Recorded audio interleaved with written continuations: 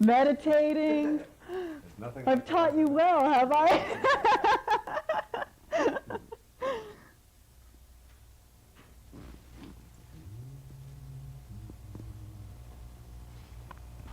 Take your own. Okay. We'll wait when you can cue anytime you want to. You can cue me anytime you want to. I'm ready. Okay. 5, 4, 3, 2. Thank you for joining us on Unlimited Realities. We are very honored to be with a very special guest today, Dr. Wayne Dyer, author of 14 books with 55 million people who've bought. And then we want to thank you very much for being with us, Dr. Dyer. Pleasure, Lisa. It's nice to be here. Thank you. I know that all your books have really promoted manifestation, developing the inner self, listening to the inner voice, the intuitive voice, and then you come out with your sacred self. Yeah, it's just recently published, and it's the most current thing in my life, and it's really about the triumph of the higher part of ourselves over the ego. See, there's really two of us. There's really two people living inside each one of us all the time. One is this false idea that we have that who we are is this body, and who we are is our job and our occupation and our labels and all the names and social security numbers that we place on ourselves. But all of that is just fleeting. It's not real. What is real is that which never changes, is eternal. And the higher part of ourselves is the part of ourselves that wants us to be at peace and to feel a sense of love and joy and fulfillment and so on. And there's like this battle going on all the time. The ego is constantly telling us, you're important, you know, you're separate, you have to prove yourself, you're in competition with other people, you have to have a better car or a bigger house, or you're prettier than, you're richer than, whatever it is. There's this constant kind of comparison. Your higher self said that you're not special at all. You know, who you are is divine. You are an extension of God, and God doesn't play favorites. And your higher self just wants you to be at peace. It doesn't want you to be in a constant state of turmoil and always trying to prove yourself. And so that I think of the sacred self, or the higher part of ourself, as really the voice of God within us. And the ego, the acronym ego, I use as edging God out. Right. You know, and the ego is terrified of that higher part of yourself, because once you find that higher part of yourself and you begin to have your life directed and motivated by that, you no longer need this ego. You no longer need this false idea of having to prove yourself. And it gives you just a total sense of peace. You get a whole lot more done, and you're not consumed with the outcome or how people view you. Those are things that only the ego is promoting. Right, and that really comes down to the basic sense of self-love and taking responsibility for your choices and your decisions and loving and accepting what you've done, right? Yeah, it's, there's a wonderful quote from the Course in Miracles that says, if you knew who walked beside you at all times on this path that you have chosen, you could never experience fear again. And you have to see that you choose the path, but that you're not alone on the path, right. And that you always have this sort of this loving presence, or this divine guidance that is available to you. And if you just go to that, like one of the things I tell audiences over and over again is to, when you have the choice to just be right or to be kind in your relationships, just pick kind. Right. Just choose to be kind and give up the need to be right. And once you give up the need to be right, you're really saying to your ego, take a hike. Right. I really don't need you. You know, when the ego's saying, wait a minute, you can't, you know, she's not right. You know, you say this thing costs $39, I say it costs $35, and I'm going to prove to you, I'm going to go find the receipt, I'm going to look it up, I'm going to make you wrong. If you just let that go, and whatever it may be, and just say, you know, you make a good point, you're probably about right. And you just let go of it. You're free. You're absolutely free. And that's why the subtitle of this is called Making the Decision to be Free. Because freedom means you're not concerned about yourself or the outcome. You're just about love. Now, most of your books, you've always hit spirituality in your books. You've always had them in there. You've always, as I've read your books, I've watched your evolutionary growth. I've watched you develop as a spiritual being. What created your sacred self? What thought was it that you came to that really said, okay, I'm going to devote this one book, this book here, to just the spiritual side? It's really like an unfolding, Lisa. You know, you say you've been watching it, I've been watching it too. Mm-hmm. And that's interesting, you know, to think of yourself as watching yourself. Sure. Because there's really two of us. There's the I, Mm-hmm. there's the noticer, and there's that which you notice. And that what you notice is your body and what you achieve and what you accomplish and you know what's happening to your body, and there's an inner sort of invisible, unseen part of yourself that is watching all of this. So as much as you've been watching it, I've been watching it too.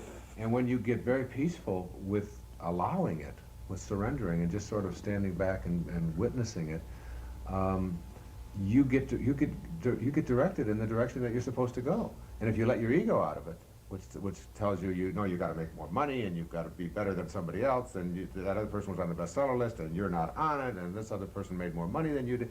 If you let go of all of that and just sort of watch it, then you get directed. And so it's like we call it letting the universe handle the details. Right. You know, you just get your life on purpose. You slip into this gap of peacefulness, and you just let the universe, or you let God take care of all the rest of that. And that's really what I've been doing. It's Right. just been an unfolding.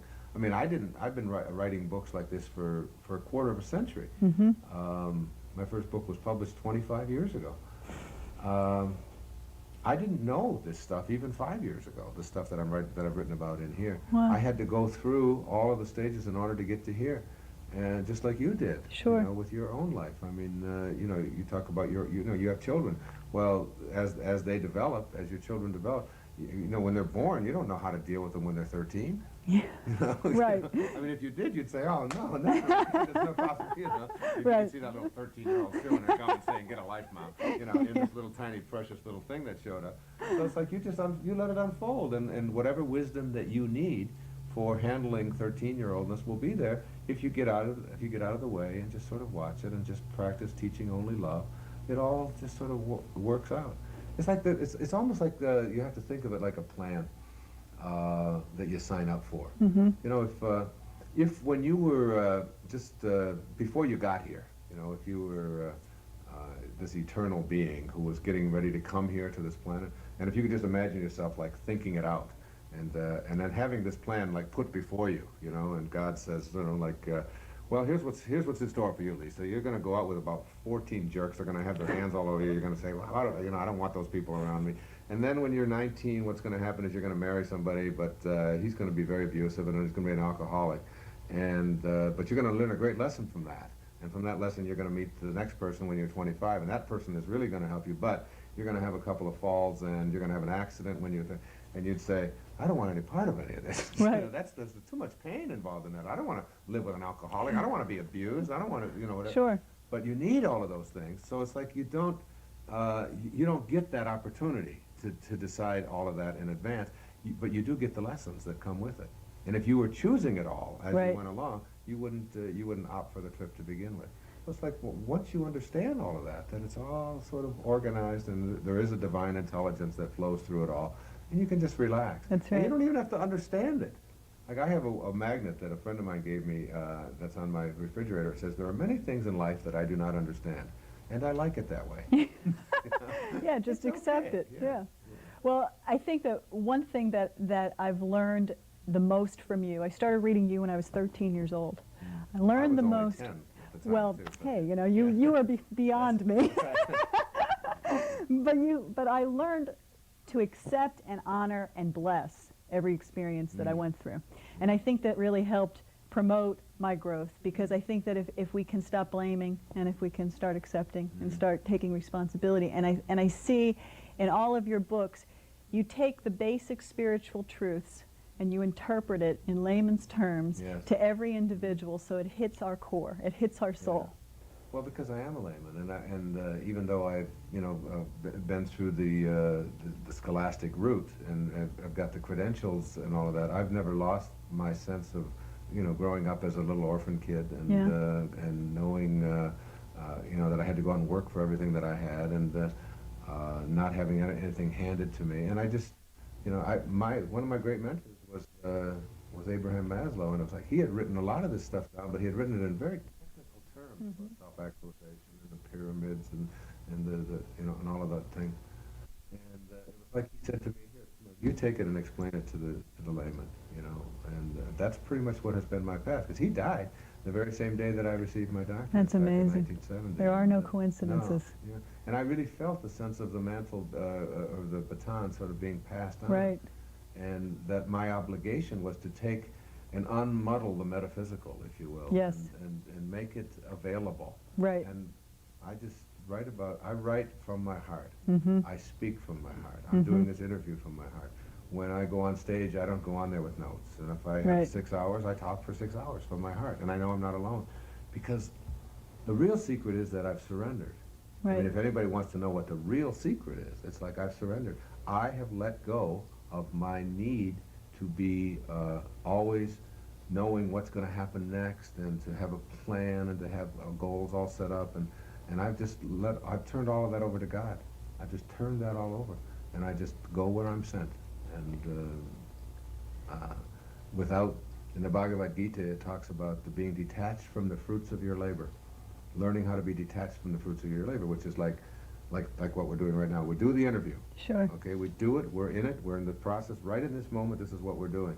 And you're not attached to the outcome. If it's a good interview or bad, if Exactly. people watch it or don't watch it, if you get if you get a bigger show, if you get a bigger audience, none of that. You just let the universe handle the detail. So now Yeah. I'm getting ready to go out on a book tour, and they all asking me, well, are you going to be on Oprah, and are you going to be doing this, and are you going to, and I said, if Oprah wants me, she'll call. Right. I said, well, what if you don't get on, or what if you don't get on the Donahue show, or what if the Tonight Show doesn't go?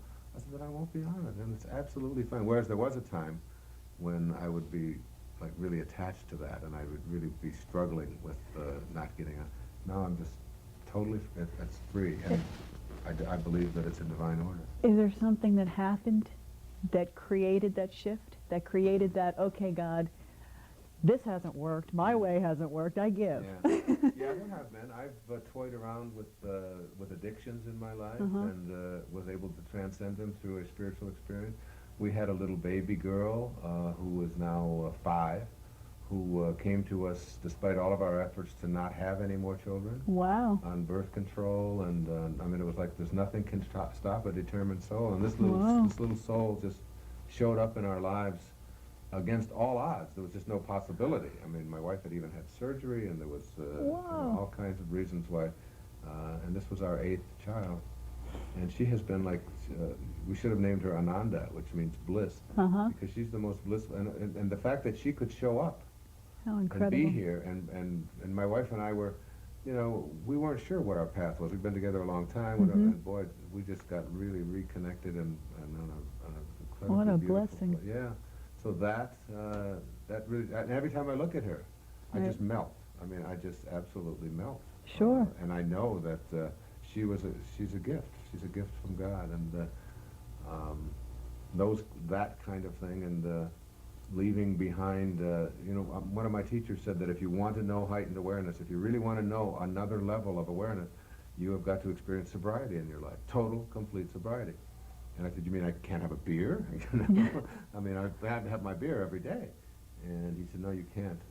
You have to let all of that go. And I was able to, I just walked away from a long period of time of playing around with chemicals and things in my life.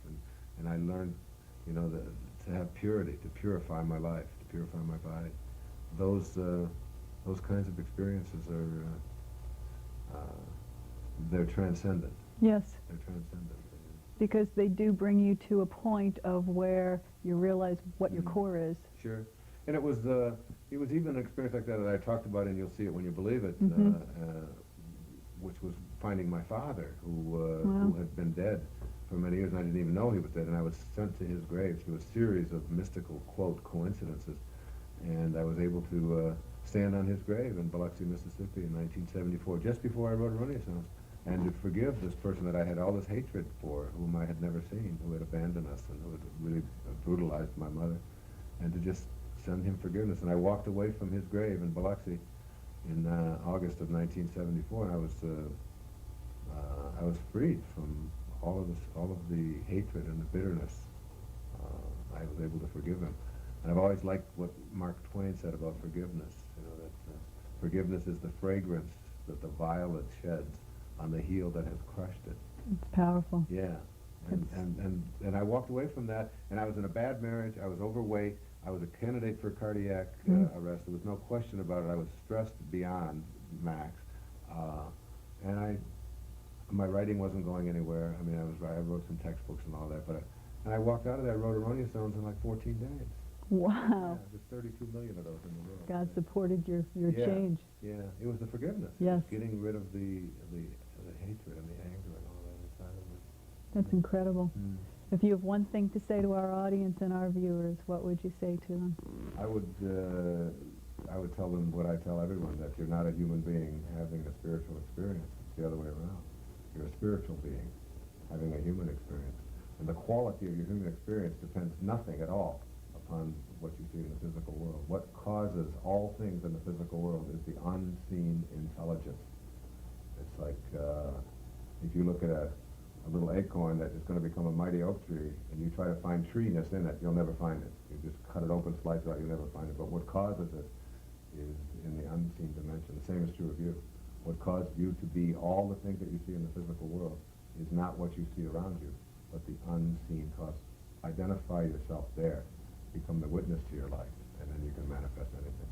And those words ring in my ear anytime I get stressed. I say, you are a spiritual being first and a Right. human being That's right. second. That's right. That's right. And I want to thank you. God bless you for Thank you, my friend. everything. God bless Thank you, you Lisa. so Nice to meet much. you. Nice Thank to you. meet you too. Likewise. And I want to hold up a book, and this is Your Sacred Self, and I urge every one of you to go out and get a copy because he's a beautiful man with a beautiful message. And God bless you all and have a wonderful week. Thank you for staying tuned.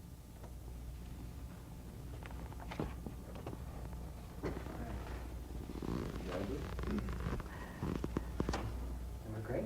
Good. Thank you so much. You're welcome. That was wonderful. That wasn't too hard. And you can get home to your wife. We won't keep you any longer. I've been gone. I was in Winnipeg yesterday. Oh, I bet you they're missing you, I huh? was home. I got home. My son's 21st birthday was yesterday. So Oh, boy.